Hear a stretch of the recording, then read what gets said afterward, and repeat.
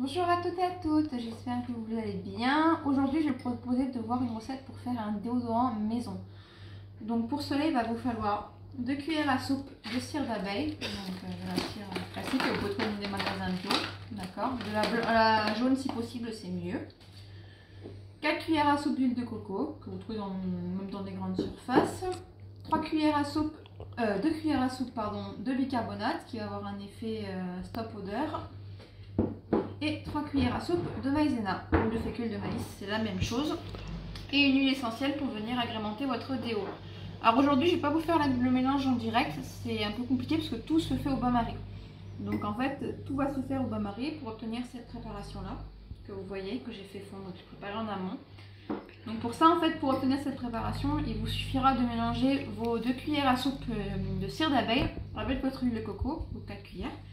Vous allez laisser tout ça bien fondre au bain-marie à feu fort, c'est pas un problème, pour que ça chauffe assez rapidement. Quand votre préparation elle sera prête, vous allez réduire à feu doux, attendre un petit peu et vous allez venir y incorporer votre maïzena et votre bicarbonate. Donc là, votre préparation elle sera plus ou moins déjà prête, ça prend un peu plus de temps parce que le feu est plus doux.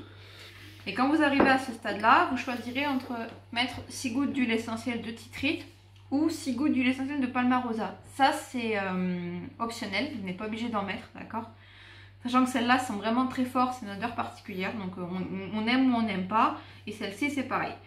C'est vraiment de l'optionnel, mais ça a un côté un peu assainissant pour la peau. Donc ça, vous pourrez le choisir d'en mettre ou de ne pas en mettre. Honnêtement, ça ne se sent pas quand le déodorant est terminé. Donc vous n'avez pas vraiment l'utilité de la mettre. Ça c'est vraiment du choix. Moi j'ai choisi de mettre du palmarosa. Après c'est vraiment au goût de chacun. Donc quand votre préparation elle est prête, il ne faudra pas trop tarder. Pour ma part, je viens de sortir la préparation du bain-marie. Pour la verser, alors soit dans un moule pour en faire une version solide, soit dans un stick de déodorant. Alors celui-là, je l'ai acheté sur Aromazone parce que les industriels, on a du mal à les réutiliser quand ils sont vides. C'est plutôt compliqué, donc j'en ai investi dans un stick qui se remplit en fait par le dessous.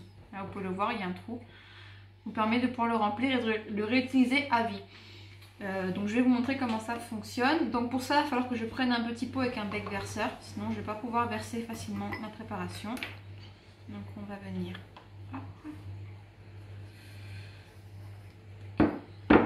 Et donc en fait, il vous suffira juste de bien visser, pour ceux qui prendront ce stick là, le système en bas, de bien le boucher et de venir verser la préparation dedans.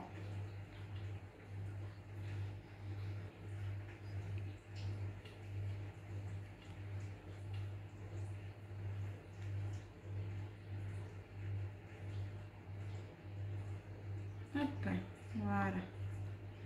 J'en ai même un peu en rab, donc je pourrais en faire d'autres. Donc là, vous voyez, votre stick il est prêt.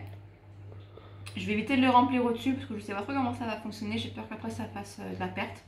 Donc là, votre stick il est prêt. Vous allez le laisser pendant 24 heures sécher. Alors soit à l'air libre, soit vous mettez 5 heures au frigo. Ça c'est un choix personnel, vous verrez. Le frigo ça va plus vite, j'avoue. Maintenant, ayant utilisé mon déodorant ce matin, je ne vais pas en avoir utilisé avant ce soir, donc on peut le laisser au frigo. Ça c'est au choix de chacun. Et après, sinon, vous pouvez utiliser des moules. Alors, moi j'ai des moules à gâteau que j'utilise pour en faire d'autres déos plutôt solides.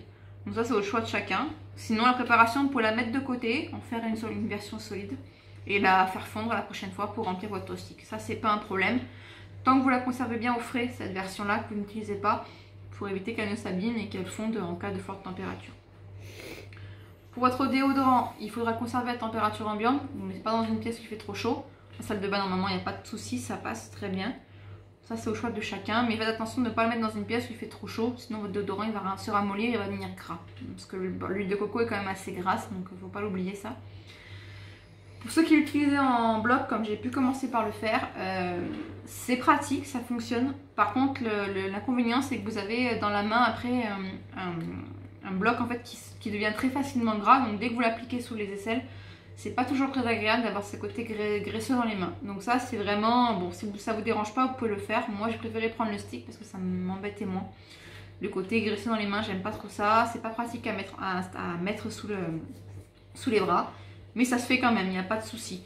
Pour ceux qui auront une solution qui peut devenir un peu trop grasse et qui a du mal à rester solide, ça peut arriver, c'est pas grave. Il vous suffira juste de rajouter un peu de cire d'abeille dans votre préparation. Donc de la refaire refondre et de la mettre de la cire d'abeille. C'est ce qui va venir solidifier votre préparation. Après, pour ceux qui utilisaient de la pierre d'Alain, moi c'est ce que je faisais avant de faire ce mélange. Moi j'en étais plutôt déçue, honnêtement. La pierre d'Alain c'était pas le top. Moi ça marchait pas, clairement. Donc assez déçue. Et attention, c'est cancérigène pour certaines personnes. Donc si vous deviez choisir entre plutôt faire une préparation comme celle-ci ou une pierre d'Alain, je conseille vraiment de faire celle-ci. Vous avez que des ingrédients qui sont bons pour votre peau, il n'y a rien de mauvais. Et l'avantage de l'huile de coco, c'est qu'elle a un effet stop repousse poils. Donc vous aurez des poils dessous les bras qui repousseront moins vite. Donc ça c'est pour les filles surtout, je pense que ça doit être un avantage. On va pas se mentir. Et pour celles qui ont une panne de déodorant, ça arrive. Hein, moi la première, je vous propose une petite astuce. Si vous avez de l'huile essentielle de Palmarosa à la maison et que vous êtes en rupture de déo, ce qui peut arriver de temps en temps, vous mettez une goutte sous chaque aisselle. Ça vous permettra de tenir la journée entière sans déodorant. Plus vous transpirez, plus c'est l'odeur du Palmarosa qui va prendre le dessus en fait. Donc ça cachera, masquera l'odeur et ça évitera la transpiration. Si vous avez la peau sensible, je vous déconseille de mettre que de l'huile. Ajoutez une petite goutte d'huile végétale pour hydrater votre peau en même temps. Ça c'est vraiment pour celles qui ont une peau très fragile. Sinon, si vous n'avez pas une peau à risque, vous pouvez mettre ça directement sous vos aisselles. Pardon, je me perds. Et ça marche plutôt bien. Donc là, la préparation pour un déodorant, ça vous revient à même pas 1 € de préparer ce mélange. Là, vous voyez, j'en ai fait fondre pas mal. Ça va me faire au moins 2 déos minimum. Et encore, je suis gentille. Donc là, moi, ce que je vais faire, c'est qu'après, je vais mouler ça dans un petit moule pour le préserver au frais, le temps de finir mon premier déo. Voilà, donc je vous conseille vraiment de le mettre en place. Moi qui avais des problèmes de transpiration, je suis une personne qui transpire assez facilement dès que je fais du sport, c'est pas super, hein, je vous l'avoue. La pierre d'Alain marchait pas, ce déodorant là que je teste depuis à peu près 1 mois marche super bien, je suis vraiment contente, je vous le conseille vivement. Si vous avez davantage de questions, n'hésitez pas à venir me voir et puis maintenant je vous propose de passer à l'action. Bonne journée!